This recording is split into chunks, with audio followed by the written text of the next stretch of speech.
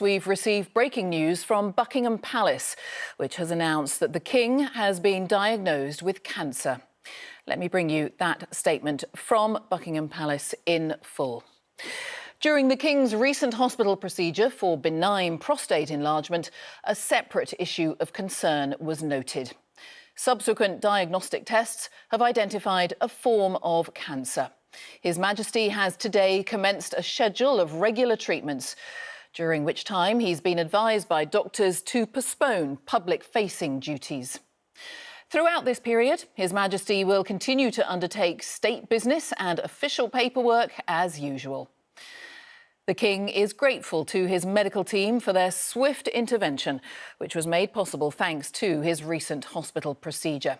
He remains wholly positive about his treatment and looks forward to returning to full public duty as soon as possible. And that statement concludes by saying that His Majesty has chosen to share his diagnosis to prevent speculation and in the hope that it may assist public understanding for all those around the world who are affected by cancer. Well, that statement just through from the palace in the last few moments. Our royal correspondent, Daniela Relf, is here with me. And that note of optimism within that statement, Daniela, but nonetheless a huge shock. Yeah, on a personal level, clearly for the King, for the Queen and for the wider royal family, this will be a shock. Coming so early on, just 17 months into his reign, he is now facing such a serious health challenge. It was exactly a week ago today, this afternoon, that I was outside the hospital watching as the King left. He'd been there for 3 nights being treated for that benign prostate condition. He was actually on reflection in hospital a little longer than we had anticipated. We thought he would perhaps be out after 1 or 2 nights, but he stayed in for the whole weekend for 3 nights, and we now know that it was during that stay in hospital that this cancer was discovered. A secondary condition was found, and that's when it was spotted. So clearly a difficult period of time now for the King and the wider royal family. He'll be stepping back from all of his royal duties, bar some of the admin of royalty. He'll be able to deal with the red boxes. We're told that he will carry on, hopefully having his audience with the Prime Minister each week and also taking part in the Privy Council meetings. But he's going to step back. We're going to see more of the Prince of Wales, his son William, and of his wife Queen Camilla. They will be picking up some of his duties. But for now, he is going to focus on his treatment and his recuperation, that treatment that started today. Yes, and just a slightly further thought about the positivity, because we saw him with the Queen very, very recently, walking around, waving to the crowds, waving to the cameras. That's right. We saw the King yesterday on his Sandringham estate in Norfolk. He was on his feet walking to church from the main house at Sandringham up to the main church, Mary Magdalene Church. That in itself is around a 10-minute walk, so he was well enough to do that. We saw him there with the Queen. He saw the photographers. He waved as he saw them, but he came back to London today to start his treatment for that cancer.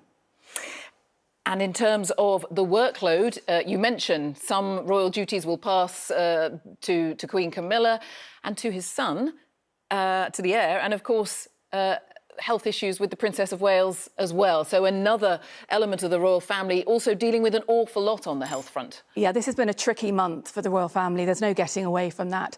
Prince William had scaled back his own diary to help look after his wife while she was in hospital, and now that she's back home in Windsor recuperating. We are due to see him for the first time since the 11th of January. This Wednesday, he's carrying out 2 engagements. That's the first time we've seen him since his wife was unwell. But clearly going forward with both his wife and his father now out of the picture, he is going to have to pick up some of those royal engagements. All right, Daniela, I know you'll stay with us. Our health editor, Hugh Pym, is with me. Scant details, of course, as we would expect, Hugh, but that note of optimism and that interesting, striking last sentence of the statement from the palace in the last few minutes, that awareness on the part of the King that people around the world deal with cancer every day, and he is now one of those.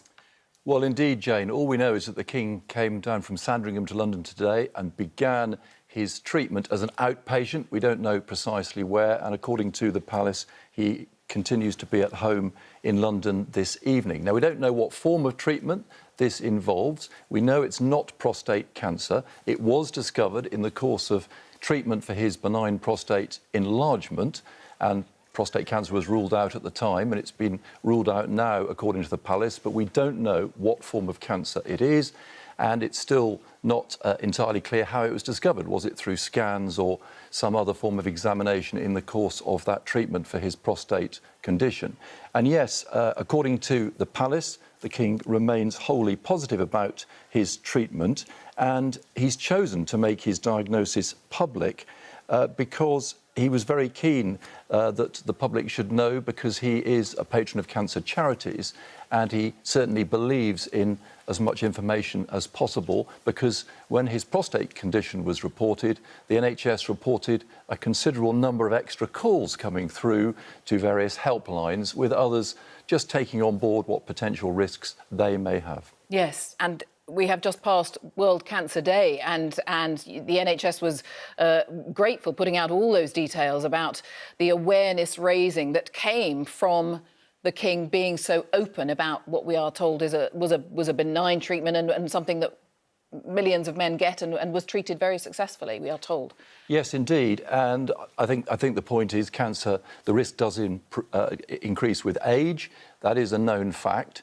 And certainly awareness is very, very important. Any cancer specialist will tell you that. And certainly what the King has done today with this statement, by making it public, certainly should raise awareness. Hugh, thank you for now. Hugh Pym, our health editor.